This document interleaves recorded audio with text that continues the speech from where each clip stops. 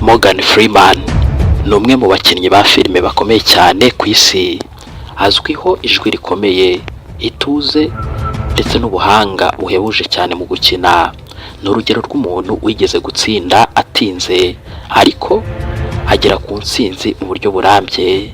Murakaza neza mu kiganiro ubuzima bushoboka. Benshi twibaza uko byagenze ngo bagere ku gasongero, ariko turacukumbura tukamenya neza ibanga ibyamamare tuzi byakoresheje kugira ngo bigere ku gasongero. Aho twese tubareba tukibaza uko byageze kugira ngo bahagere.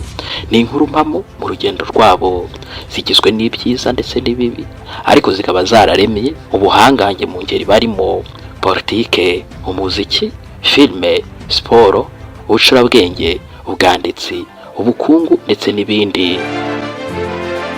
Uyu munsi rero tugiye kurebera hamwe umuhanga, icyamamare muri sinema, Morgan Freeman.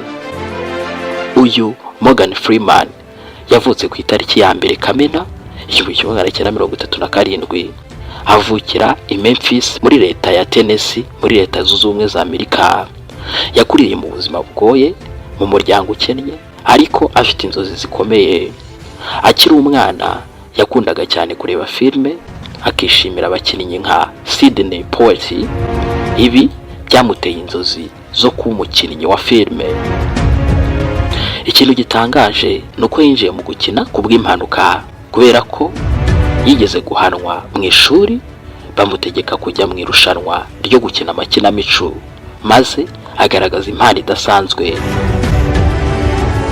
Nyuma yo kurangiza amashuri ye, Morgan Freeman yinjiye mu gisirikare cya leta zunze ubumwe za Amerika, Air Force, ashaka kuba umupiloti w'indege z'intambara. Ariko nyuma y'igihe yaje gusobanukirwa neza ko atari by'umutima ushaka, ahubwo yakundaga igitekerezo cyabyo. Yahise asezera mu gisirikare, afata icyemezo gikomeye cyane cyo gukurikira inzozi ze zo gukina filime. Urugendo rwe ntirwari rworoshye na busa, kubera ko yagiye Hollywood, nyuma ajya i New York ashakisha amahirwe. Mu myaka myinshi yakoraga utuzi duto duto, yabonaga udufaranga duke, hanyuma yakinaga uduce duto duto muri filime. Hari igihe yumvaga atazigera atsinda.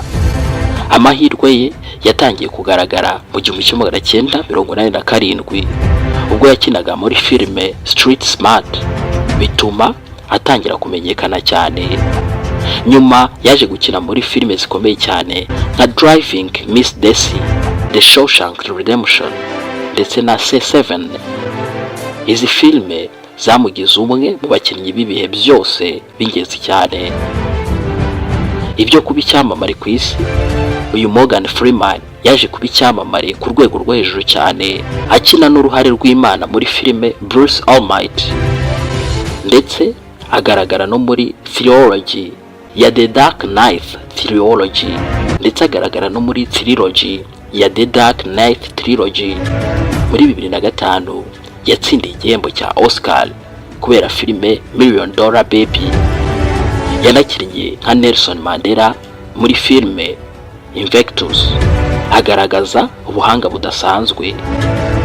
Morgan Freeman azwi cyane ku isi kubera ijwi ridasanzwe riremereye.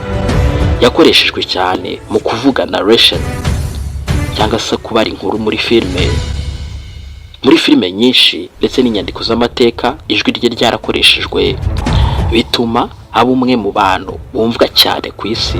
Nubwo yabaye icyamamare, yahuye n'ibibazo byinshi: gutandukana n'umugore we, impanuka ikomeye y'imodoka, urupfu rubabaje rw'umwuzukuru, ariko ntiyigeze acika intege. Yashinze imiryango ifasha abantu, ashyira imbaraga mu kurengera ibidukikije, harimo no korora inzuki. Morgan Freeman yaravuze ati, intsinzi izi igihe cyose. Ubuzima bwe butwigisha ibintu bikomeye: gutinda gutsinda si ugutsindwa. Yagaragaje ko kwihangana no gukomeza ari byo bitanga umusaruro. Yanagaragaje kandi ko inzozi zigerwaho n'utacitse intege.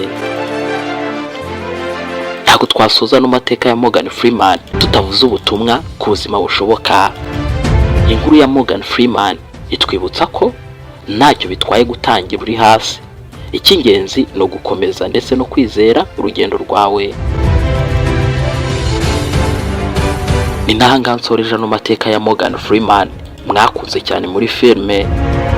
Niba wadukunze ukaba ukoze subscribe, urakaza neza mu muryango mugari w'abakunzi b'imyidagaduro yigisha. You most welcome.